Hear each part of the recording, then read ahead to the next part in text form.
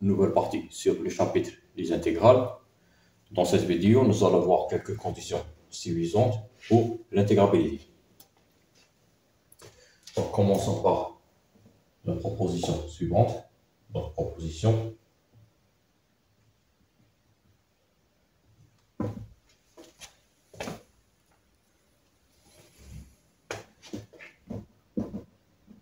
soit R défini sur un intervalle semi-ouvert AB qui est ouvert en B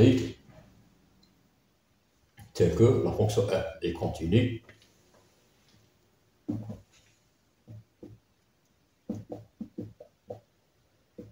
et admis une limite finie en B à gauche.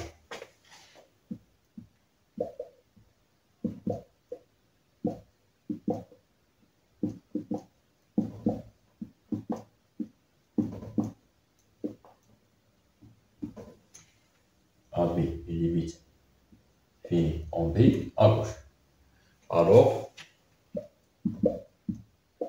la fonction R est intégrable au sens de Riemann sur l'intervalle fermé borné AB.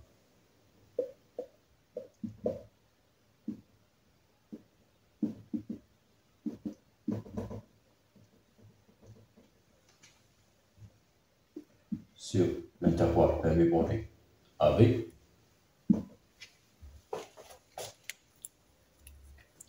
la preuve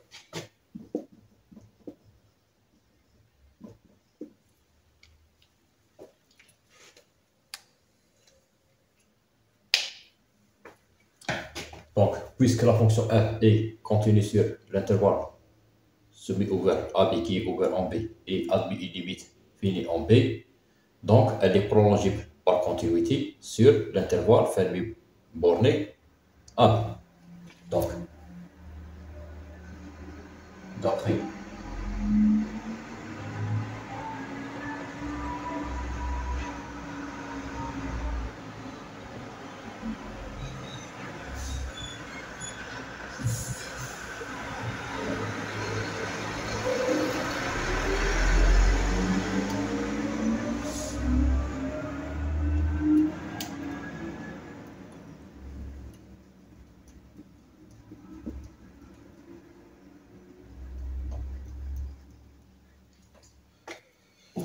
donc, comme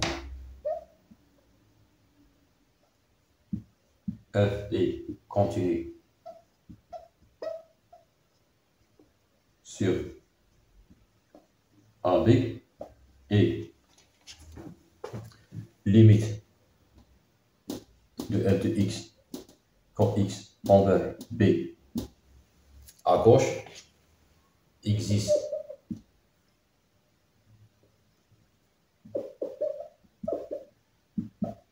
et fini, c'est-à-dire la fonction f admet une limite en B à gauche, une limite finie en B à gauche, alors R est prolongible par continuité, c'est-à-dire admet un prolongement par continuité sur l'intervalle fermé borné AB.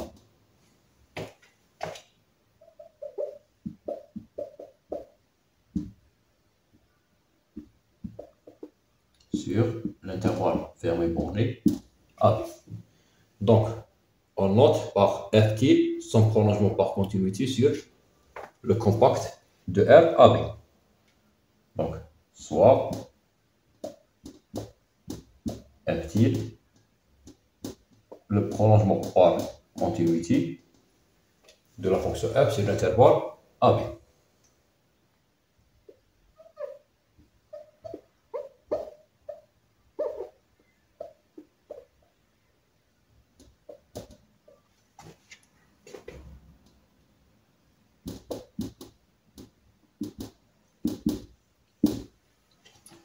Donc, son prolongement par continuité, c'est-à-dire la fonction continue sur l'intervalle fermé borné AB et la restriction de cette fonction sur l'intervalle semi-ouvert AB coïncide avec la fonction f.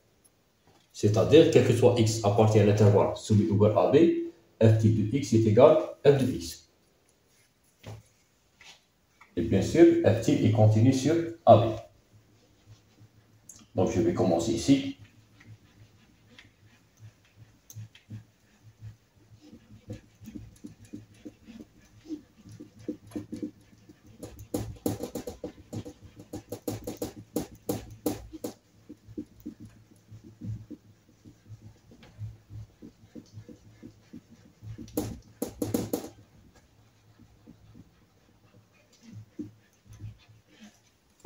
Donc, comme f tilde, qui est le prolongement par continuité de la fonction f sur le compact AB, est continu sur le fermi borné de RAB, donc c'est un compact de AB, alors d'après le théorème de Heim, la fonction f tilde est uniformément continue sur cet intervalle. Donc, f tilde est uniformément continue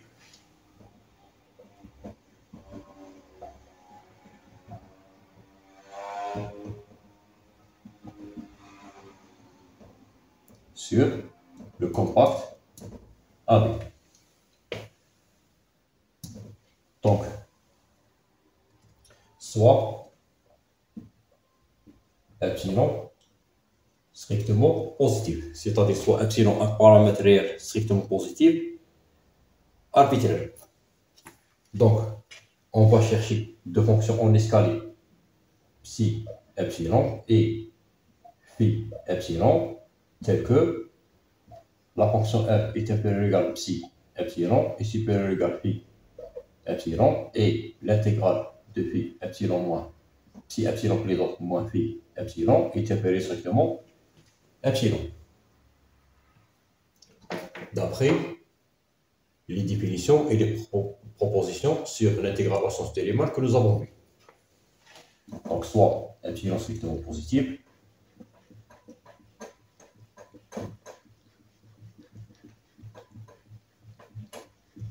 soit epsilon strictement positif. Donc, puisque epsilon strictement positif et l'intervalle AB est supposé non vide, donc A inférieur strictement à B.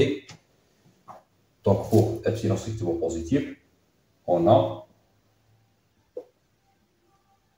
epsilon sur B moins A est supérieur strictement positif. Donc, d'après l'action d'Archimède,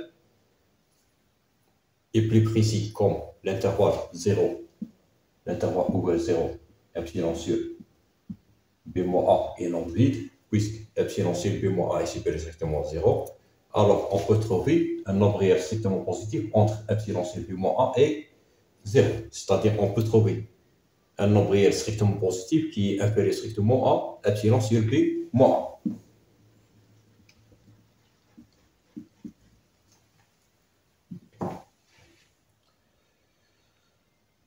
Donc, soit epsilon prime est inférieur strictement à epsilon sur B moins 1 et supérieur strictement à 0. Alors, comme f est uniformément continu sur le compact AB, alors pour ce epsilon prime, il existe un certain rang qui dépend seulement de epsilon prime, qui dépend seulement de epsilon prime, et qui est strictement positif, tel que, quel que soit x et y dans l'intervalle AB, avec x moins y en valeur absolue et t strictement rond, on a f de x moins f de y en valeur absolue est inférieur strictement à epsilon prime. Et ceci d'après la définition d'une fonction uniformément continue. On a la valeur absolue de f de x moins f de y est inférieur strictement à epsilon prime. Donc ça, c'est la définition d'une fonction uniformément continue. Donc j'ai appliqué la définition de fonction uniformément continue pour le paramètre strictement positif epsilon prime.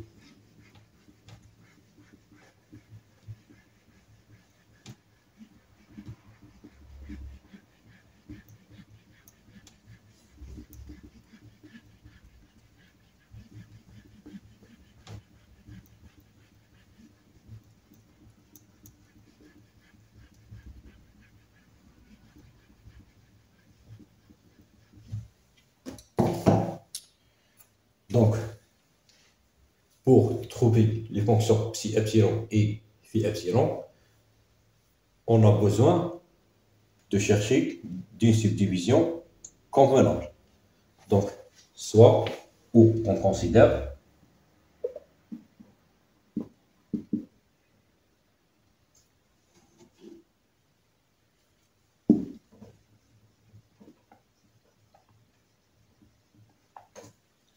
soit sigma une subdivision de l'intervalle AB, une subdivision de l'intervalle AB, tel que le pas de cette subdivision, qui est noté usuellement par D sigma, est tempéré strictement à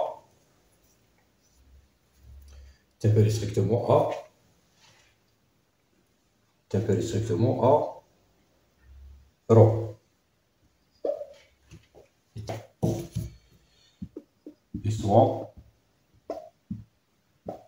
psi i, une famille,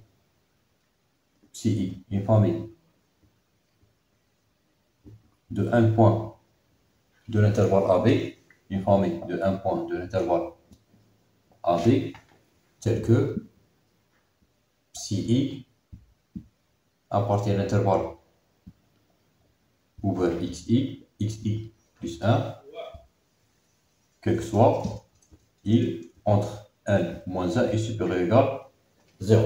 Donc, d'après l'axiome du choix, ou plus précis par la fonction du choix, cette formule psi i est bien définie.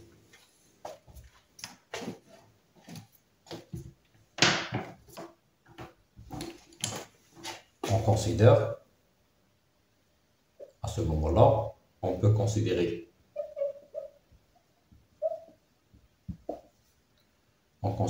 les fonctions psi epsilon et phi epsilon définies par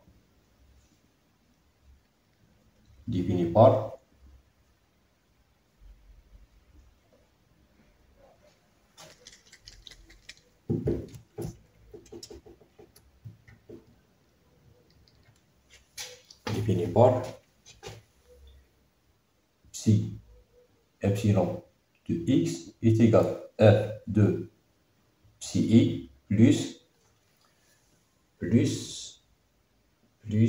epsilon prime.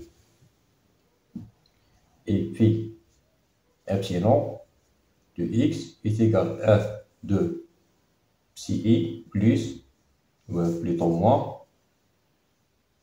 epsilon prime. Pour x appartient à l'intervalle ouvert xi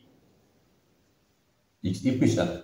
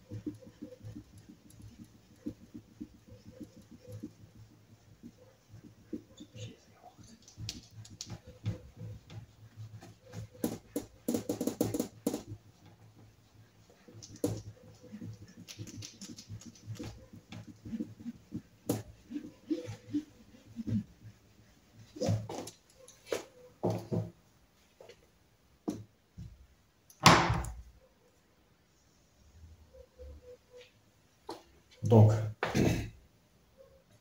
comme le pas de cette subdivision est impéré strictement à ρ, alors,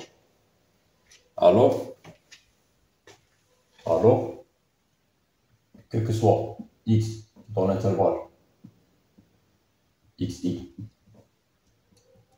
plus 1, on a f de x moins f de psi en valeur absolue qui est impéré strictement à epsilon prime. Car, quel que soit x dans cet intervalle, x moins psi en valeur absolue est inférieur strictement à la longueur de l'intervalle ouvert xi plus 1, et par suite x moins psi en valeur absolue est inférieur strictement à ρ, et par suite f de x moins f de psi est inférieur strictement à epsilon. Autrement dit, f de x est inférieur strictement à f de psi plus epsilon prime est supérieur strictement à f de psi moins epsilon prime. Autrement dit, on a bien que f est inférieur ou égal psi epsilon est supérieur ou égal phi epsilon.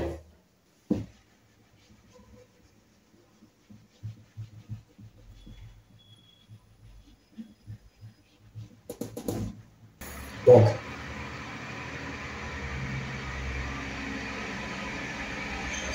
il est clair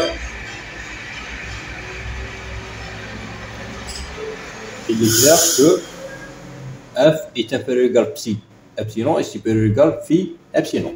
Il est clair que f est inférieur ou égal psi epsilon est supérieur ou égal phi epsilon. En d'autres part,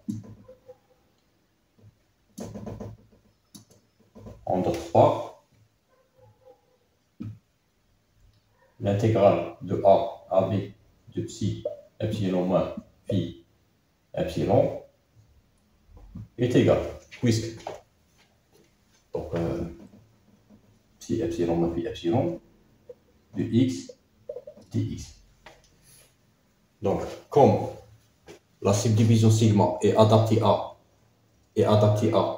psi epsilon et phi epsilon à la fois, alors psi epsilon moins phi epsilon est constant sur chaque intervalle xi plus 1. Donc, l'intégrale, par définition de l'intégrale de fonction en escalier, ce terme-là est égal,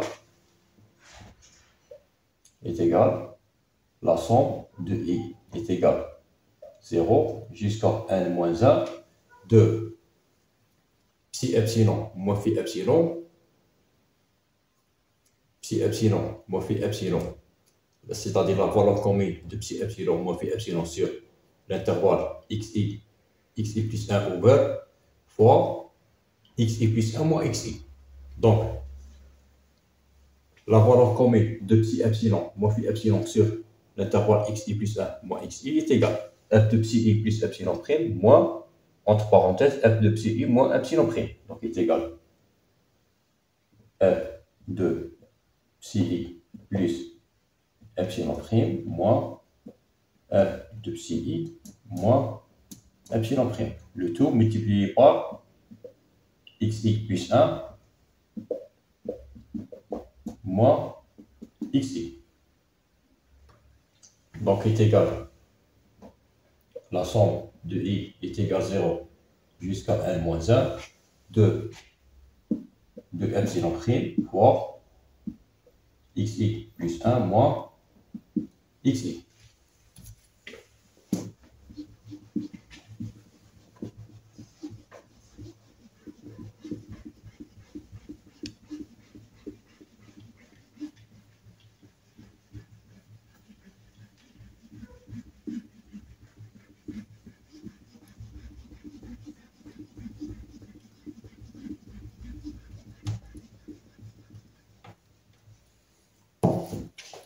Donc, comme epsilon prime ne dépend pas de i, alors ceci est égal de epsilon prime fois la somme de i est égal 0 jusqu'à n-1 fois xi plus 1 moins xi.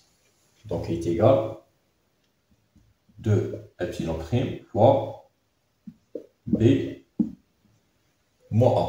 Donc, et comme epsilon prime est supposé est inférieur strictement à epsilon sur B moins A est supérieur strictement à 0, alors ce terme-là est inférieur strictement à 2 epsilon. Si on remplace epsilon prime par un nombre réel strictement positif qui est noté epsilon 2 prime et qui est inférieur strictement à epsilon sur 2 fois B moins A est supérieur strictement à 0, on aura l'intégrale de A à B, psi epsilon moins phi epsilon de x dx est égal de epsilon de prime fois B moins A et qui est inférieur strictement à epsilon. Autrement dit, comme epsilon prime était arbitraire, alors, quel que soit epsilon strictement positif, il existe deux fonctions en escalier psi epsilon et pi epsilon telles que f est inférieur ou égal à psi epsilon est supérieur ou égal à phi epsilon et l'intégrale de a à b de psi epsilon moins phi epsilon de x dx est inférieur strictement à epsilon. Autrement dit, la fonction f est Riemann intégrable sur l'intervalle Fermi-Borné AB. De plus, l'intégrale de a à b f de x dx est égale à l'intégrale de a à b de son prolongement par continuité sur l'intervalle Fermi-Borné AB.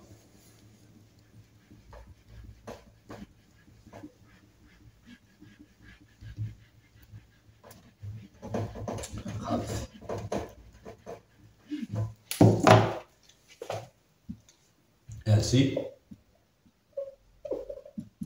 f est intégrable au sens de Riemann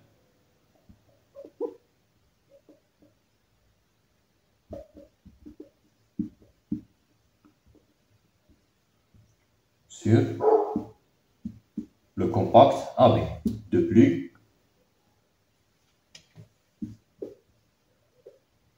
l'intégrale de a à b f de x dx est égale à l'intégrale de a à b du prolongement de la fonction f par continuité sur l'intervalle AB. Puisque la restriction du prolongement f de la fonction f sur le compact AB sur chaque intervalle xi plus 1 ouvert coïncide avec la fonction f, alors l'intégrale de a à b de f de x dx est égale à l'intégrale de a à b de f de x dx avec f et le prolongement par continuité de la fonction f sur le compact AB. Définition.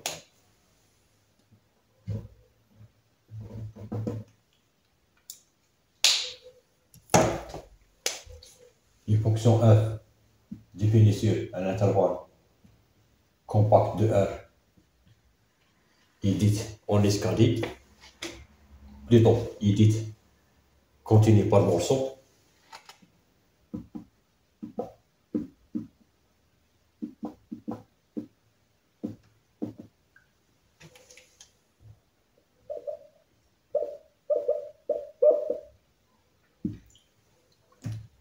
S'il existe une subdivision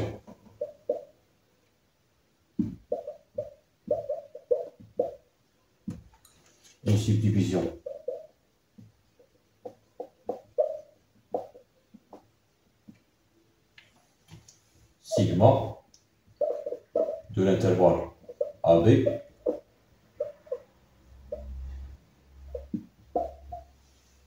tel que la fonction f est continue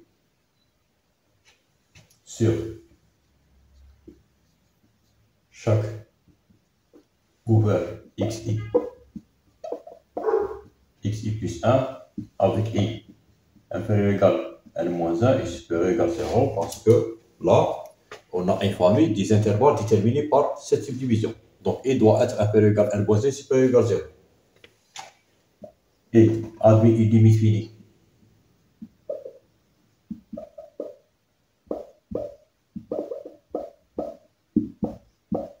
Admet une limite finie en xi à droite,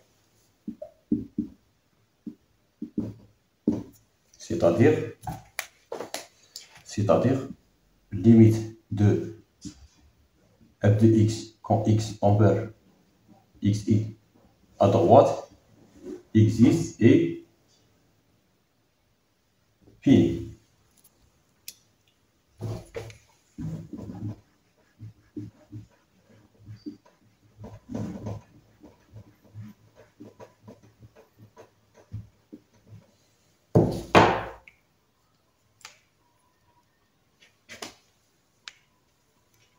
Et admet une limite finie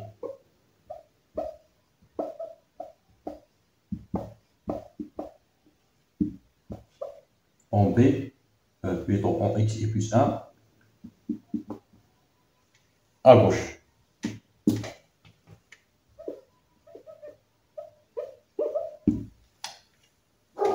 Donc, d'après la proposition que nous avons vue, toute fonction continue par morceau est intégrable sur l'intervalle où elle est continue par morceau.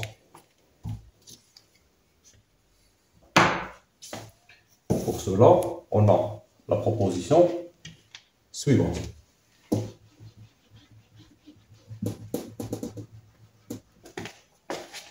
Donc, proposition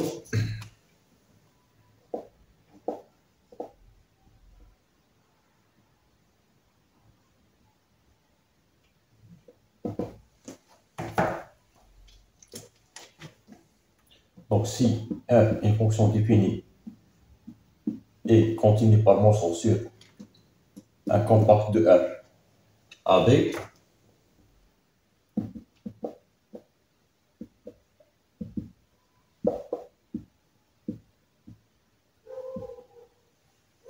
alors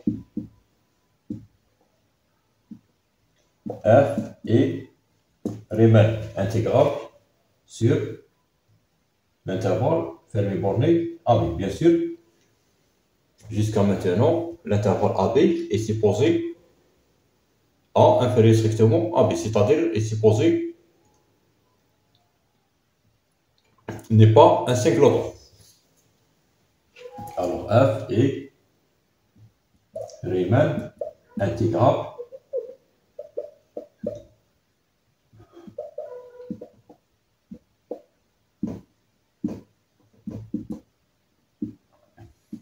sur cet intervalle.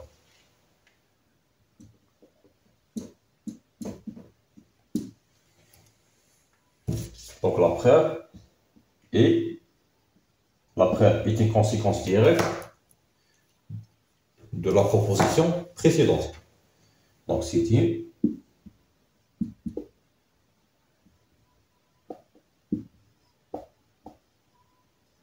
conséquence directe de la proposition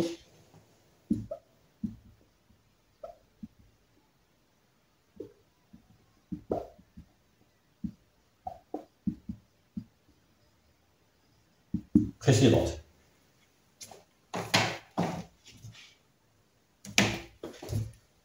Donc je vais donner un exemple.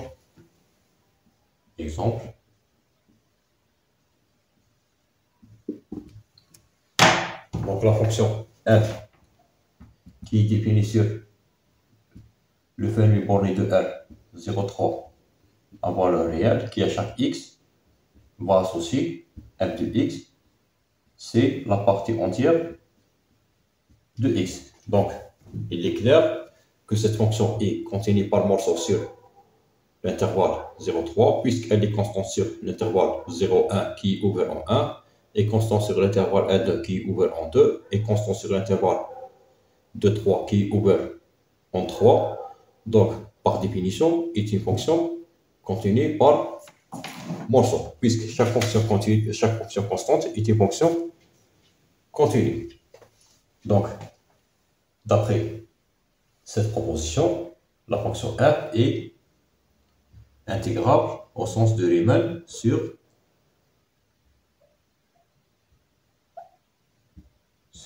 le compact AB.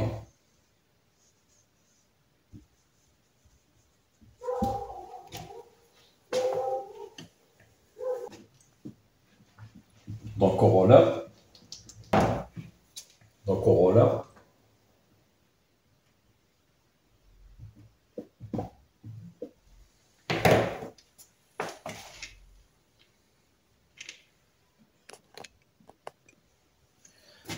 donc si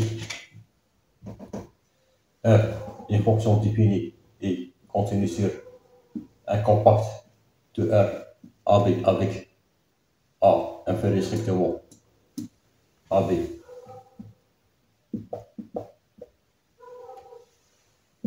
alors f est intégrable au sens de Riemann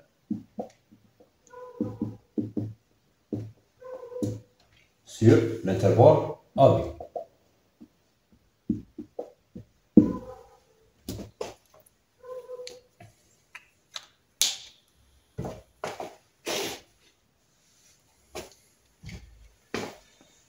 Donc maintenant, je vais mentionner une remarque. Donc remarque.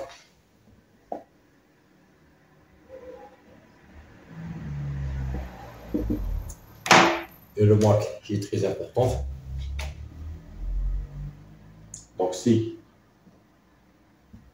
f est défini sur un intervalle fermé borné AB, bien sûr avec A inférieur strictement B,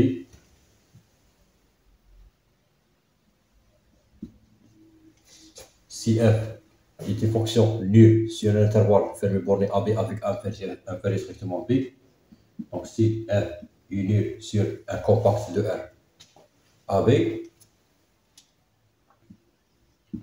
autrement dit, si f est défini sur un intervalle fermé borné AB et qui est identiquement nul, alors f, évidemment, f est intégrable au sens de Riemann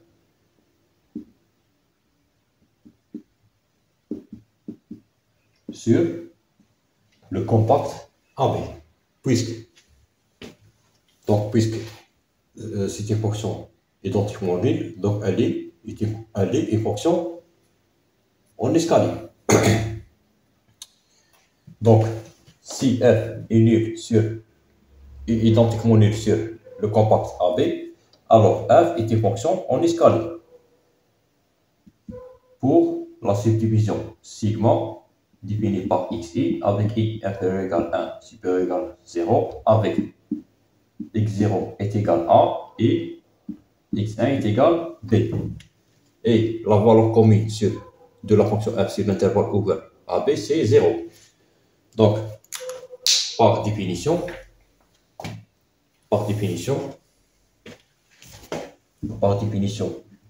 de l'intégrale de fonction en escalier, l'intégrale de A AB f de x dx est égale 0. Mais l'inverse n'est pas vrai en général. Donc, mais l'inverse n'est pas vrai en général.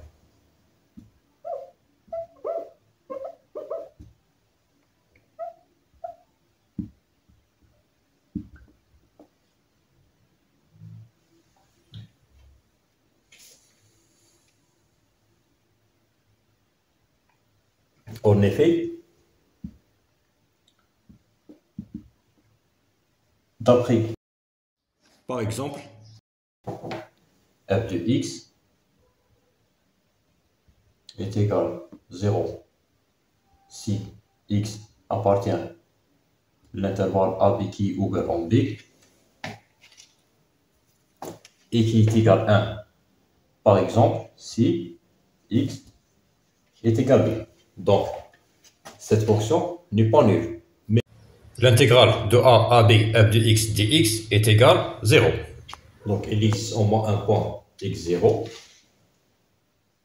ou x indice 0 dans l'intervalle AB tel que f de x0 est différent de 0. Donc f de x0 est différent de 0 et la fonction f est positive. Donc f de x0 est supérieur strictement à 0.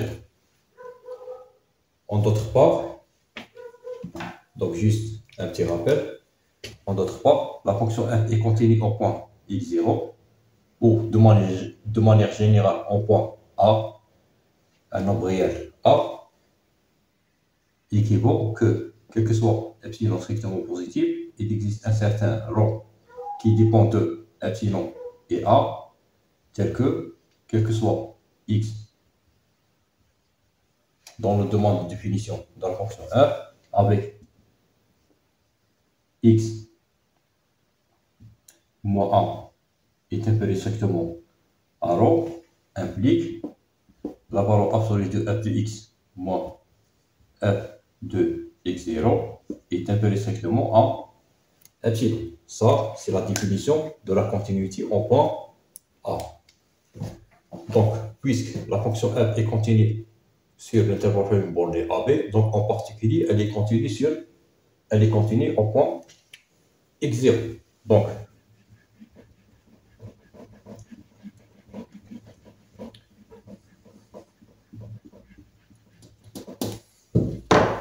Donc,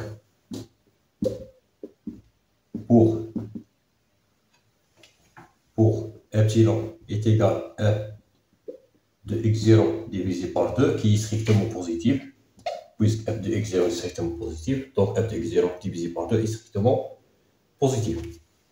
Il existe un certain rho strictement positif, donc ce nombre réel rho qui est strictement positif dépend de epsilon et x0. Donc il existe un certain rho strictement positif tel que quel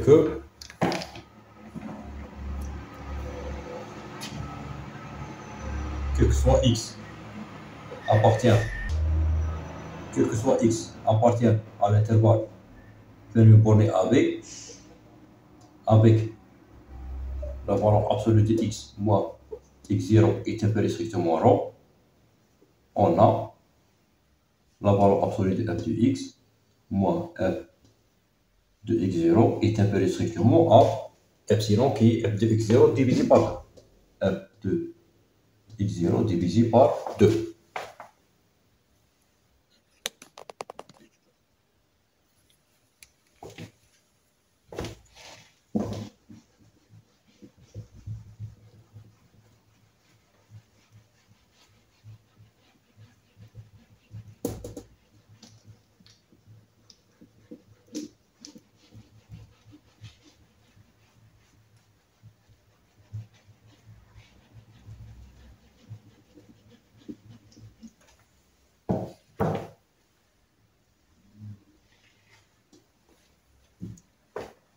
Donc, on peut reformuler, quel que soit x appartient à l'intervalle fermé borné AB avec la valeur absolue de x moins x0 est inférieure à rho par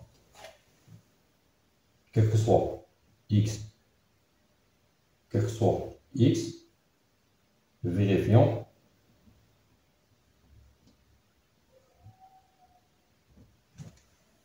ou quel que soit x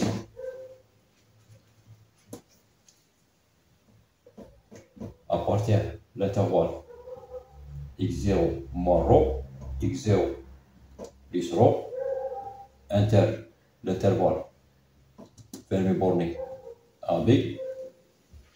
Donc, cette intersection, juste pour, par exemple, si x0 est égal à, alors x0 moins rho est inférieur strictement à. Mais la fonction f n'est pas définie pour les valeurs qui sont inférieures strictement à. Donc, x0 moins rho, x0 plus rho ouvert l'intervalle fermé borné AB. Même chose pour x0 est égal à b. Donc, quel que soit x appartient à l'intervalle x0 moins rho, x0 plus rho interne l'intervalle AB, on a et on peut reformuler cette inégalité par f de x est inférieur strictement à f de x0 plus f de x0 divisé par 2 qui est epsilon est supérieur strictement à f de x0 moins f de x0 divisé par 2 qui est f de x0 moins epsilon. Donc en particulier f de x supérieur strictement à f de x0 moins f de x0 sur 2. Donc l'intervalle ouvert x0 moins rho, x0 plus rho interne l'intervalle fermé AB. L'intervalle ouvert x0 moins rho, x0 plus rho interne l'intervalle fermé borné AB contient au moins un intervalle de la forme alpha bêta, puisque l'intersection de ces deux intervalles est non vide et qui est un intervalle, donc soit ouvert soit fermé contient au moins un intervalle fermé borné d'après l'axiome d'Archimède. En effet, puisque cet intervalle est un intervalle dont les extrémités sont distinctes, alors, d'après l'axiome d'Archimède, entre ces deux extrémités, il existe au moins un nombre réel. Donc cet intervalle contient au moins un intervalle fermé borné noté alpha bêta.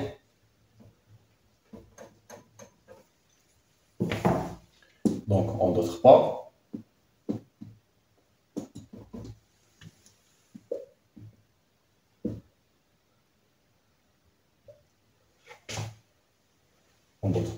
il existe alpha bêta deux nombres réels tels que alpha inférieur strictement bêta et l'intervalle fermé borné alpha bêta est inclus dans l'intersection de x0 moins rho, x0 plus rho interne l'intervalle fermé borné AB.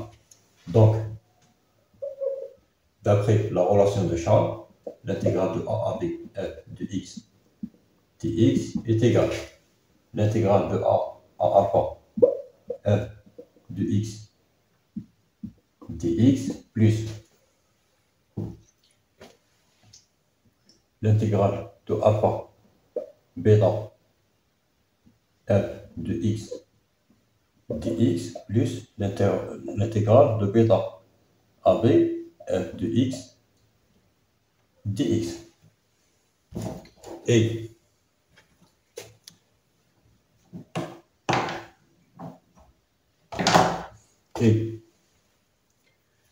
comme cette intersection est un intervalle non vide, alors on peut supposer que alpha est supérieur strictement à A et bêta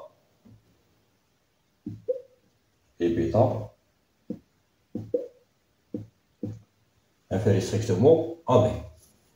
Donc, puisque cette intersection est un intervalle contenu dans l'intervalle fermé borné A.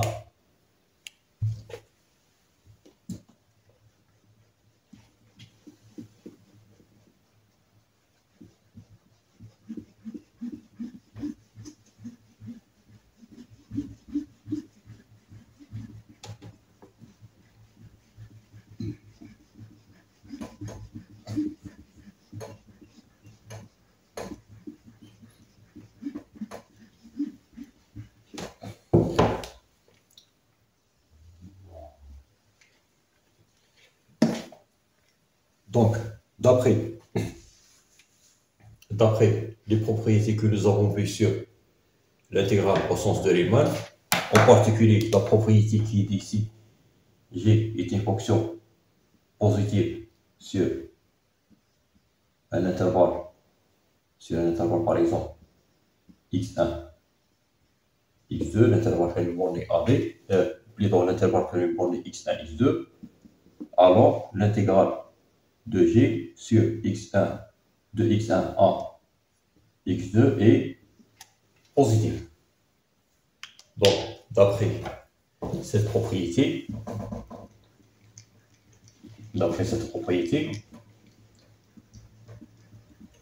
ce terme-là est positif, ce terme-là est positif, donc, et même ce terme est positif, donc la somme de ces termes est supérieure ou égale à l'intégrale de alpha à bêta f de x dx. Et d'après cette assertion, sur l'intervalle alpha bêta, f de x est supérieur strictement à f de x0 moins f de x0 divisé par 2. Donc, qui est égal à f de x0 divisé par 2. Donc, supérieur strictement à l'intégrale de alpha à bêta de f de x0 divisé par 2 dx. Et comme, ou d'après l'intégrale des fonctions en escalier, en considérant la fonction en escalier, la fonction en escalier dont la subdivision est sigma c xi avec i inférieur ou égal à 1 supérieur ou égal à 0, où x1 est égal bêta et x0 est égal alpha. Et la valeur commune de la fonction en escalier sur xi, xi plus 1 ouvert, c'est f de x0 divisé par 2. Donc, par définition, est égal à f de x0 divisé par 2 fois bêta moins alpha. Et bien sûr, ce terme-là est strictement positif. Autrement dit,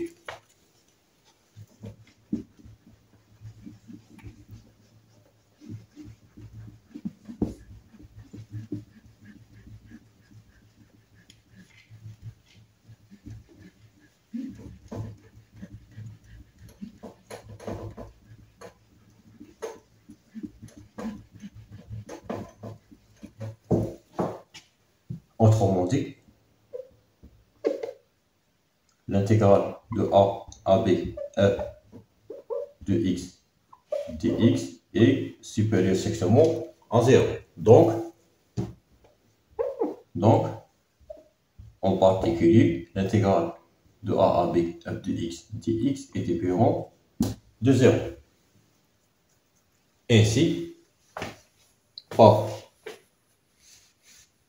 la contraposée, l'intégrale de a à b f de x dx égale 0 implique f est identiquement nul ou f est nul sur l'intervalle fermé borné AB. Donc, la preuve du théorème est achevée.